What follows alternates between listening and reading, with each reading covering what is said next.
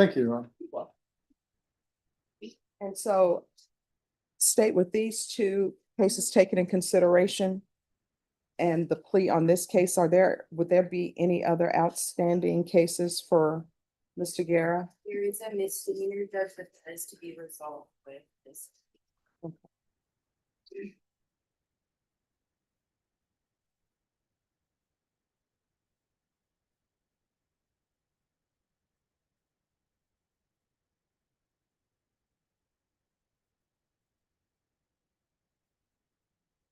I'm just trying to make sure I have all the pages that he is on.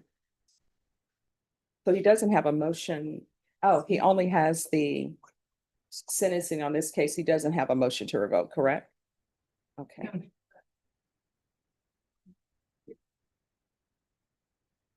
Right.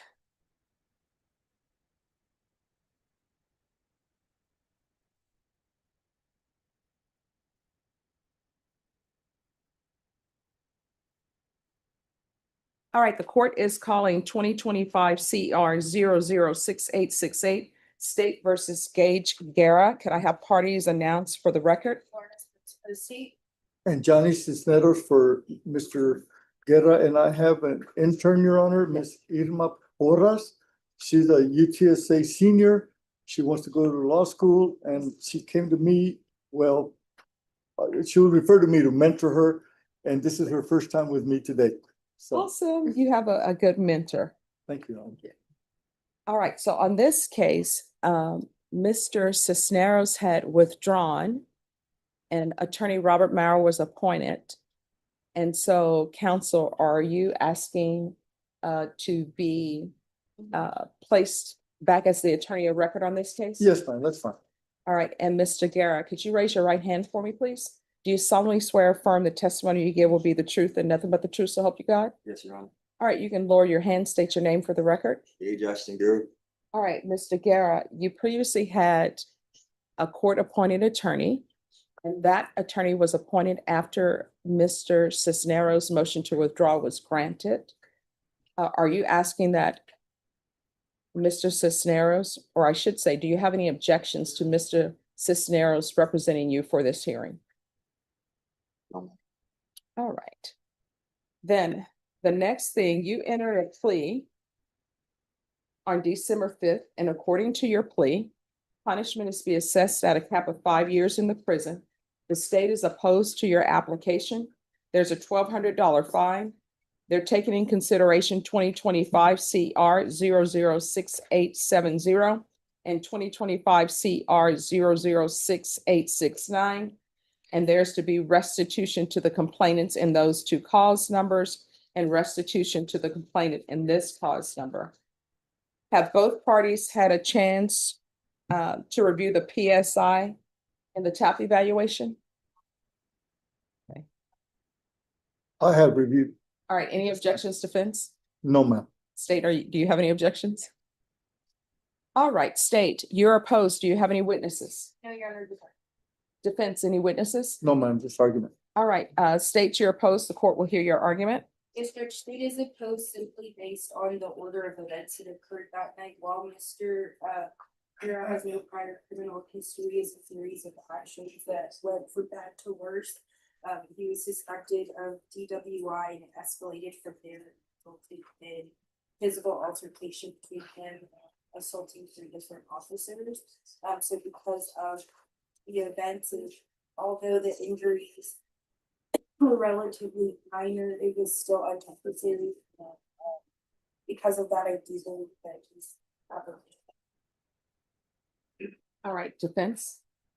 Judge, they arrested someone for being intoxicated. I'm okay with that.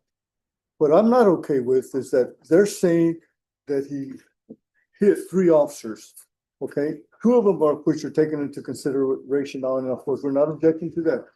But the fact that they're objecting to community supervision, when you look at the police report, Your Honor, it says that when they stopped him, he was not complying with their orders, and they had to tell him that if you don't get out, we're gonna drag you out. We're gonna take you out, to paraphrase, okay? But in the report, it also states that his legs were already out of the car when they started taking him out of the car, or dragging him out of the car. And we all know that the policemen are not going to grab someone and take them out of the car by their legs because they want to make sure they know where their arms are. Because they don't want to have access. The officers want to make sure that the person that's being arrested does not have access to a weapon where he can hurt or kill them. So for them to say that he was fighting them to get out of the car and not complying, and they're saying in the same statement that his legs were already out of the car, that means he's complying. And my client says he was complying. It just got out of hand. And the fact that he was intoxicated and the fact that they were mistreating him led to him being charged with assault. And I don't know that that's fair, but here we are. And all we're asking for, I mean, as the DA told you, Your Honor, he doesn't have a criminal history. He's a good young man.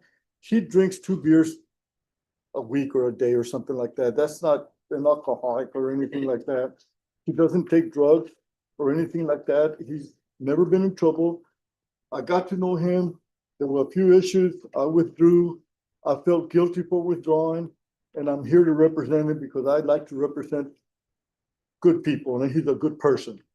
And you know, we made up, and I'm here, and this is a pro bono case because I believe in him. He's a good person. He does not deserve to go to the penitentiary on something that he was complying with. All right, any further response? How old are you? 25.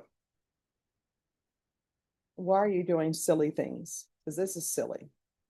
It was a mistake. No, not a mistake. We make choices in our lives. This is a major mindset shift from the judge. She's not calling this a mistake, she's calling it a decision. And in court, that difference matters. Accountability shapes sentencing. So, what do you think? Bad judgment in the moment, or a conscious choice? So this doesn't qualify as a mistake. This qualifies as a choice. So how much had you drank that night? Like 2 beers, 3 beers. Okay, this is what I've discovered in my career, and I think the state will tell you and your attorney will tell you. Whenever someone is charged with DWI or they get pulled over for suspected DWI, when the officer asks them how much they had to drink, you know what their answer always is? 2 beers.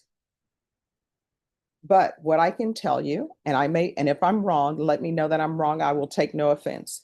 2 beers doesn't result in. There's a moment judges see all the time, the famous 2 beers explanation. But when events spiral this far, courts start questioning credibility. And credibility can change everything. Do you think he's downplaying what happened? Or, honestly, just doesn't remember? This all happening. So, how much had you been drinking that night? Okay, and why don't you know? I don't remember. Okay. Do you have any children? Almost. All right. Who's your support system? My sister, my mother, and my father. All right. And he has a place to go when he gets out. I believe he's going to live with his grandmother, correct? Yes, sir.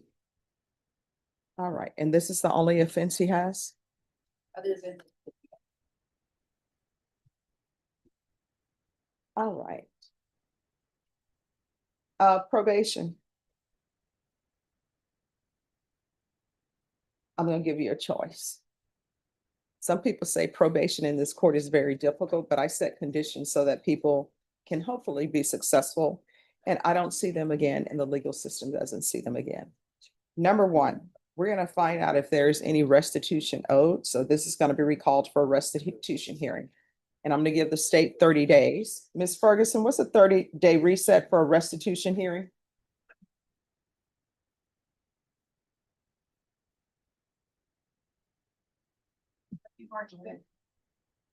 All right. So your restitution hearing is going to be on March 5th, but I'm going to give you a choice. There are no other choices. And either choice you decide to go with, you're going to be in custody for a little bit. First, I can deny your motion and I'll sentence you to 2 years in the prison. Or I'll grant your application for deferred adjudication. You're gonna remain in custody until there's an evaluation for felony drug court. If felony drug court doesn't accept you, you're gonna do some inpatient treatment, and I'm thinking inpatient treatment at SADC.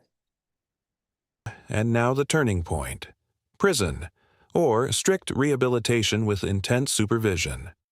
Both paths come with consequences, but only one offers a chance to rebuild. This is punishment versus second. Chance in real time. Honestly, which option would you choose? Those are your only two choices. May I speak to him for a second? Thank you.